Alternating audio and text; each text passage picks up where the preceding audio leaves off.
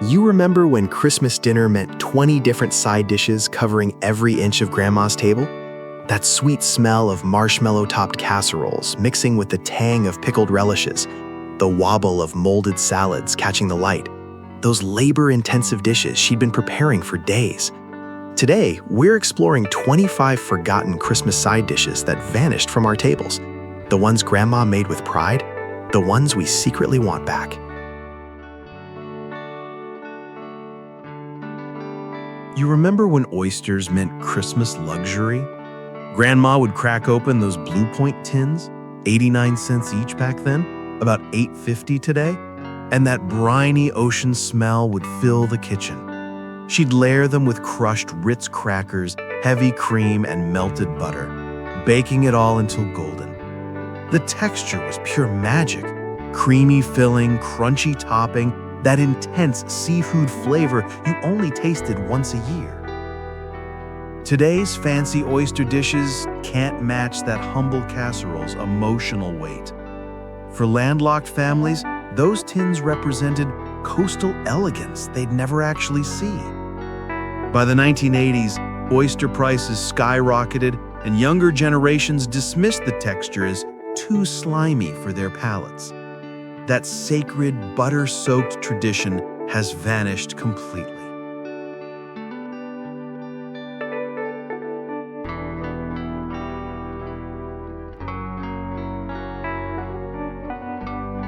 You remember that moment of pure tension when Mom unmolded the cranberry Jell-O? She'd buy cherry Jell-O for just 10 cents a box in 1960, about $1 today, and suspend ocean spray whole cranberries inside like jewels. Running warm water over the aluminum mold, she'd flip it onto the crystal plate, and we'd all hold our breath. That wobble when it hit the table was mesmerizing. Today's cranberry sauces can't match that shimmering centerpiece's drama. When Jell-O was selling 300 million boxes yearly, molded salads meant you were a modern hostess with serious skills. By the 1980s, anything that jiggled became a punchline, something to mock instead of admire. That jeweled, quivering tradition has disappeared completely.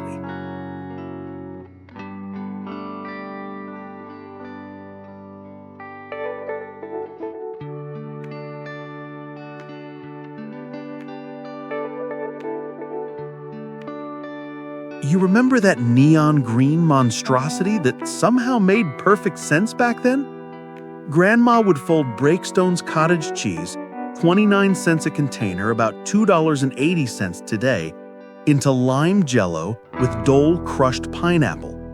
Each person got their own individual mold, and you'd stare at those white chunks suspended in that electric green gel. Kids made faces, but adults swore it was refreshing between all those heavy casseroles. Today's palate cleansers can't match that wild, sweet and salty experiment. The 1960s loved pushing boundaries, mixing textures and flavors we'd never dare combine now. When the cottage cheese curiosity finally died in the 1990s, we lost our appetite for culinary adventure. That bizarre, beautiful tradition has vanished completely.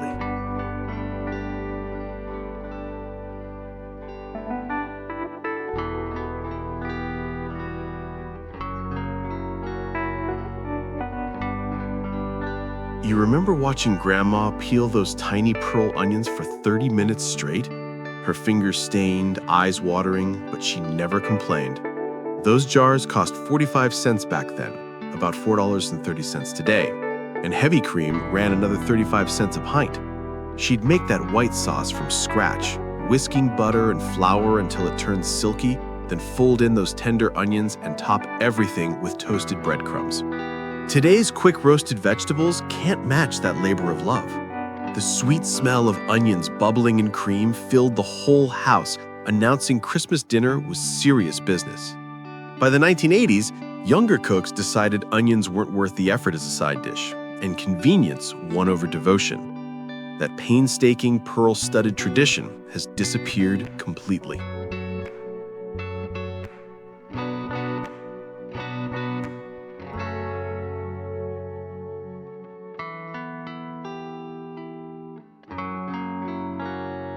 You remember thinking anything named after Harvard must be fancy? Grandma would drain those canned whole beets, 22 cents a can back then, about $2.10 today, and simmer them in that sweet sour sauce made with sugar, vinegar, and the beet juice itself. That magenta color was so vibrant it looked artificial, but it was real. The glossy sheen when she plated them made you feel like Christmas dinner was something educated people ate. Today's roasted beets can't match that jewel-toned elegance. Kids genuinely believe the Harvard connection meant something sophisticated was happening on their plates. By the late 1970s, beets became old-fashioned, and that whole generation of crimson side dishes got dismissed as grandma food. That glossy, scholarly tradition has vanished completely.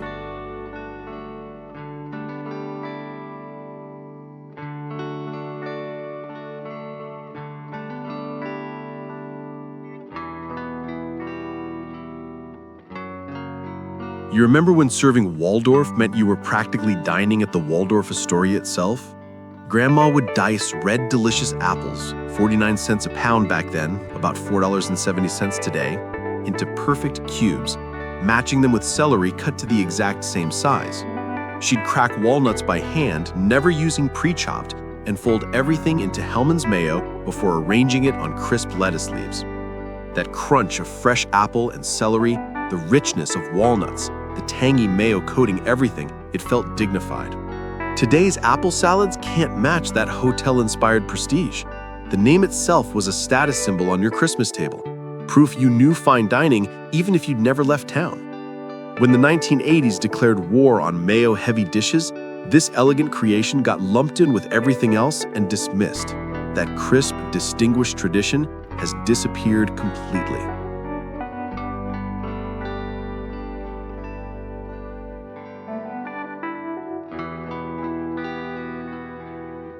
You remember when Grandma called it food of the gods and served it with actual reverence?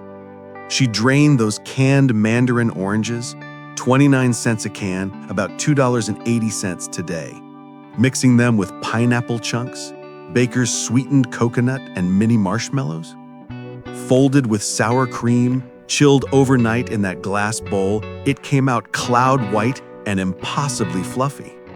Today's fruit salads can't match that heavenly sweetness we took seriously.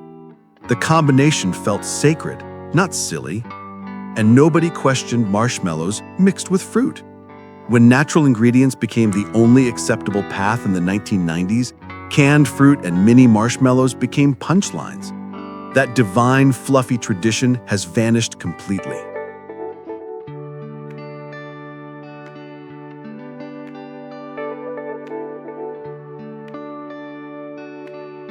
You remember when Mom served warm fruit as a side dish, not dessert? She'd heat Del Monte peach halves, 35 cents for a large can back then, about $3.30 today, in their syrup with cinnamon sticks and whole cloves. Each peach half got a single clove stuck right in the center like a jewel. The aroma of those spices warming filled the entire kitchen, and that sweet, syrupy warmth sitting next to your ham felt absolutely normal. Today's fruit sides can't match that hot fruit logic we once embraced. Getting your own whole peach half on your plate felt fancy, individual, intentional. By the 1980s, the entire concept of fruit as a hot, savory accompaniment became incomprehensible, and we abandoned centuries of tradition overnight. That fragrant, clove-studded tradition has disappeared completely.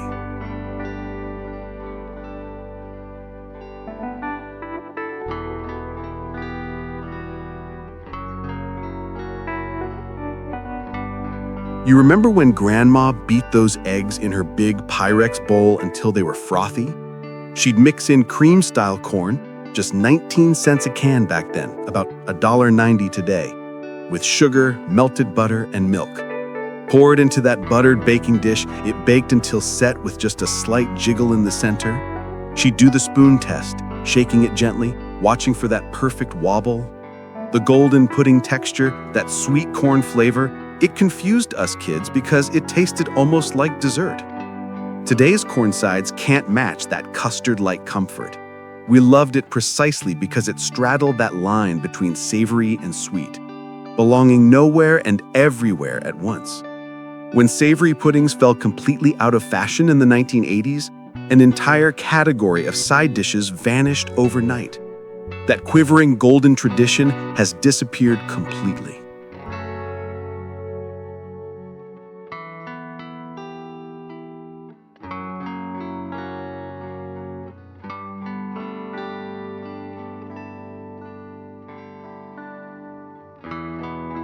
You remember when Grandma would descend into the basement and come back with those mason jars she'd canned in summer? The labels were in her own handwriting, dated months earlier. She'd preserved those thick white watermelon rinds in sweet, spicy brine, and they'd sit in that small glass dish on the Christmas table like translucent jewels. The crunch was firm, almost crisp, with that perfect balance of sweetness and vinegar tang, those warm spices hiding in every bite. Today's condiments can't match that thrifty pride. We used every part of the watermelon, she'd say, and you could hear the depression in her voice, that refusal to waste anything. When canning culture died in the 1980s and convenience won, we lost more than preserved rinds. We lost that connection between summer and winter, between effort and reward. That jeweled, painstaking tradition has disappeared completely.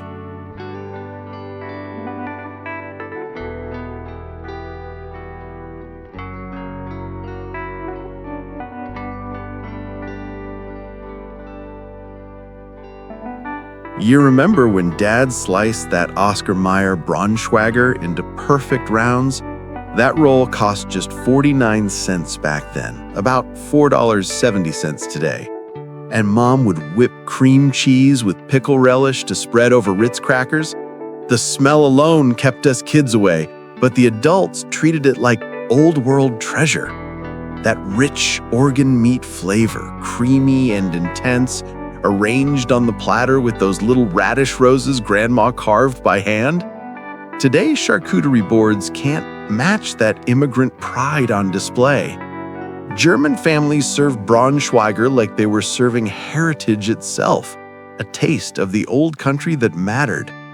When baby boomers rejected organ meats completely in the 1980s, they rejected their parents' entire culinary history. That dignified, ancestral tradition has disappeared completely.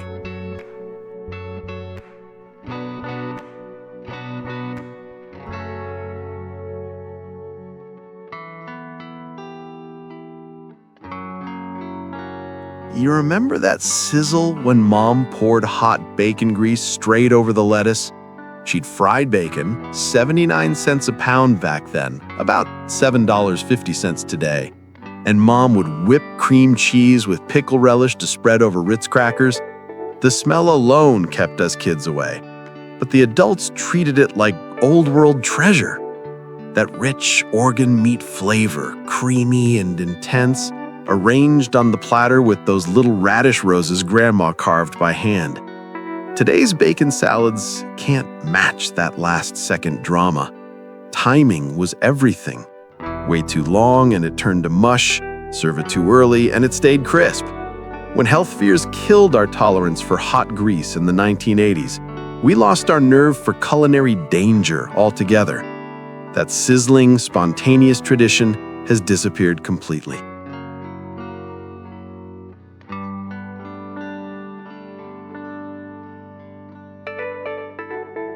You remember when Grandma shaped cold mashed potatoes into those perfect little cylinders?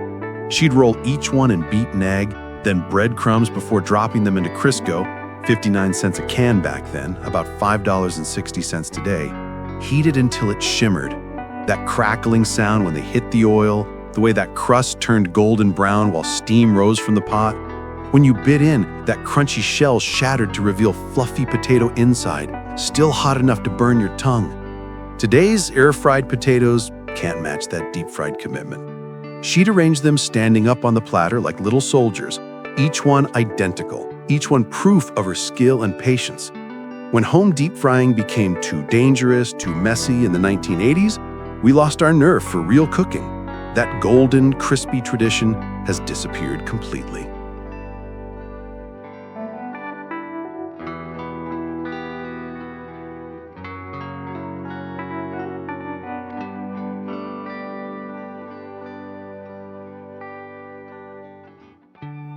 You remember when Mom pulled out that pastry bag she'd spent $1.49 on, about $14.20 today, like it was a surgical instrument? She'd whip mashed potatoes with egg yolks and butter until they were cloud-light, then fill that bag with the star tip attached. Piping those rosettes onto the greased baking sheet, each swirl had to be perfect. She'd practice for weeks before Christmas, getting the peaks just right. Brushed with melted butter and broiled until golden, those elegant swirls looked like something from a French restaurant. Today's casual plating can't match that painstaking artistry. Each rosette represented skill, patience, pride, and presentation that mattered as much as taste. When the 1980s decided effort was old-fashioned and casual was authentic, we stopped caring about beauty on the plate. That piped golden tradition has disappeared completely.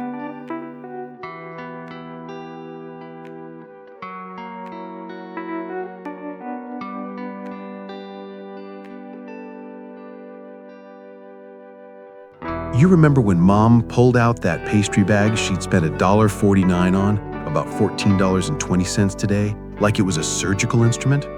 She'd whip mashed potatoes with egg yolks and butter until they were cloud-light, then fill that bag with the star tip attached. Piping those rosettes onto the greased baking sheet, each swirl had to be perfect. She'd practice for weeks before Christmas, getting the peaks just right. Brushed with melted butter and broiled until golden, those elegant swirls look like something from a French restaurant. Today's casual plating can't match that painstaking artistry. Each rosette represented skill, patience, pride, and presentation that mattered as much as taste. When the 1980s decided effort was old-fashioned and casual was authentic, we stopped caring about beauty on the plate. That piped golden tradition has disappeared completely.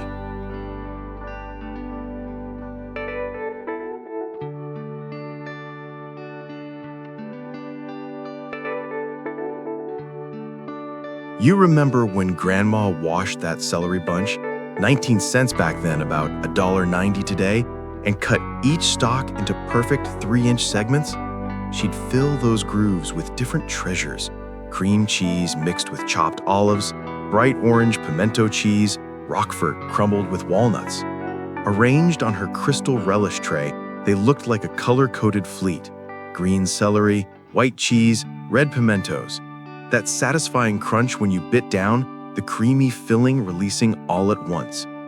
Today's veggie platters can't match that deliberate artistry.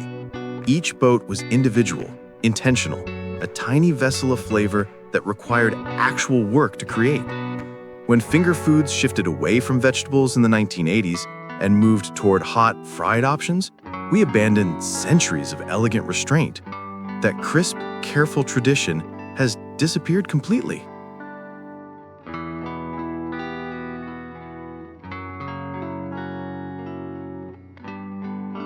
You remember fighting with your siblings over who got the most of these? Grandma would mash sweet potatoes with butter and brown sugar, then mold each one around a Kraft marshmallow. 25 cents a bag back then, about $2.40 today. Rolled and crushed cornflakes, they'd bake until the outside turned golden and crunchy. But the magic happened inside. When you cut into one, that marshmallow had melted into pure, gooey treasure, white and sweet and unexpected. Today's roasted sweet potatoes can't match that hidden surprise joy. We'd watch the platter, calculating, negotiating, because each ball was a self-contained gift with a molten center only you could discover. When modern palates decided sides were too sweet and effort was too much, we lost our taste for culinary wonder altogether. Those golden, treasure-filled orbs have melted away completely.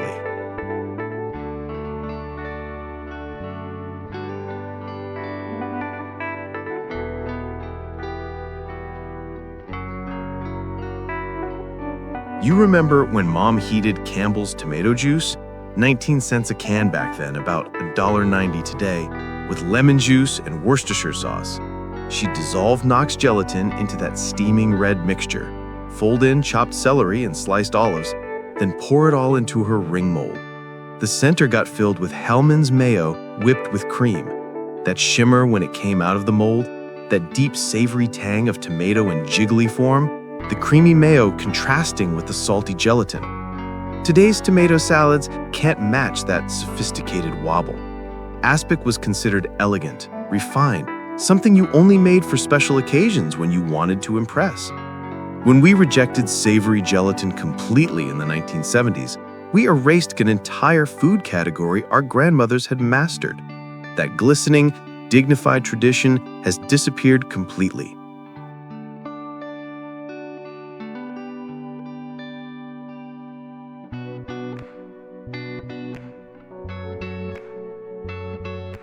You remember when Sylvester the cat would say, "Suffer and succotash," and we'd all repeat it at the dinner table.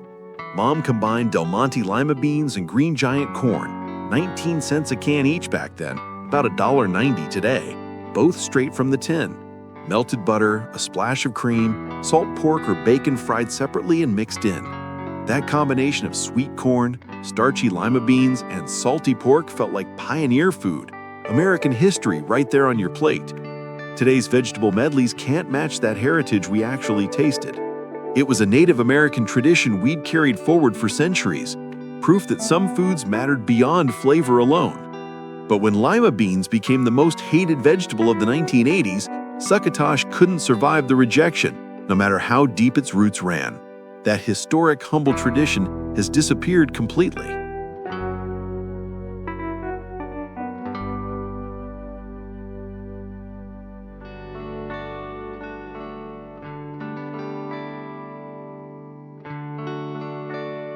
You remember when Mom sliced those russet potatoes paper thin with her mandolin, protecting her fingertips with a dish towel? A 5-pound bag cost just 39 cents back then, about $3.70 today. She'd layer them in that greased baking dish, potatoes, butter pats, flour sprinkled between, salt and pepper. Whole milk poured over until it almost covered everything. Then 90 minutes in the oven, watched constantly because they'd burn or dry out if you looked away. Today's boxed versions can't match those hours of slicing and vigilance. The smell of potatoes and butter baking together filled the house with promise, and those creamy layers with the golden crust on top were worth every second of attention.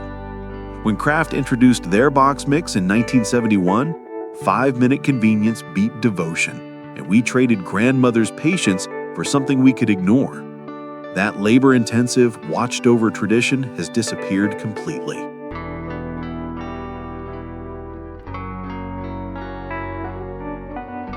You remember when Grandma opened those cans with the manual can opener? No fancy fresh beans in sight? Campbell's cream of mushroom soup cost just 12 cents a can in 1955, about $1.35 today, and she'd pour it straight from the tin without making any homemade sauce. Green beans came from cans too, soft and khaki-colored. French's French fried onions sprinkled on top. That was it. That artificial creaminess, those mushy beans, those crunchy onions, it all felt modern and sophisticated. Today's fresh bean versions can't match that post-war pride. Women genuinely believed they were serving something gourmet made from canned convenience, and Campbell's 1955 recipe represented the future of cooking. The original survived, but transformed completely. Now everyone uses fresh beans and homemade sauces, erasing what made it revolutionary in the first place. That proudly canned convenience culture tradition has disappeared completely.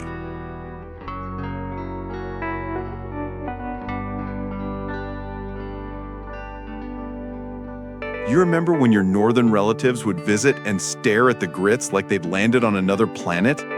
Mom cooked Quaker grits, 29 cents a box back then, about $2.80 today, stirring constantly in that big pot.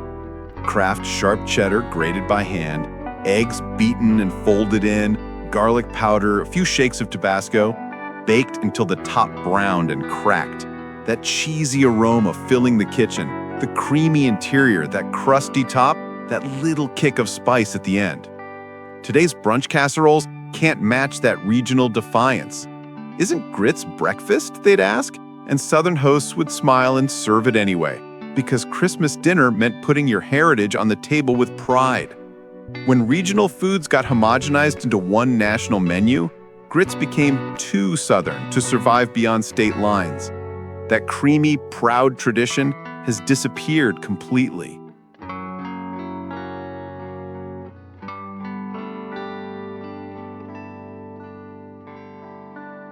You remember when Grandma opened that jar with the satisfying pop, revealing those tiny whole apples still wearing their stems? Preserved crab apples cost 89 cents a jar back then, about $8.50 today. Floating in that deep red spiced syrup, she'd arrange each one in her crystal dish with the stems pointing up, perfect little soldiers.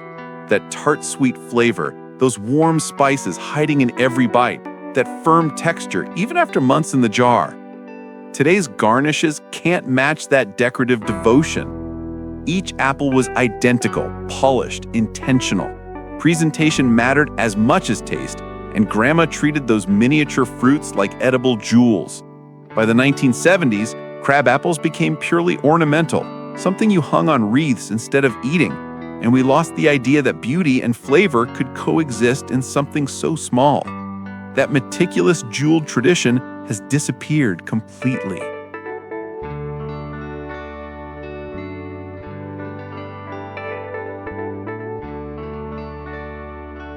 You remember when Mom grated those carrots by hand on the box grater, her knuckles always at risk? Carrots cost just 15 cents a bunch back then, about $1.45 today, and sun-made raisins ran another 25 cents. She'd plump those raisins in warm water first, then mix everything with mayo, sugar, and a squeeze of lemon juice. Chilled in the fridge, it came out sweet and crunchy and creamy all at once, orange and brown against the white bowl. Today's sophisticated salads can't match that simple church potluck honesty. Kids tolerated it because it was sweet enough to feel like a treat, and adults called it healthy because raw vegetables had to count for something. When we decided mayo and raw vegetables shouldn't mix, food safety concerns, changing tastes, we abandoned an entire category of innocent, uncomplicated side dishes. That sweet, straightforward tradition has disappeared completely.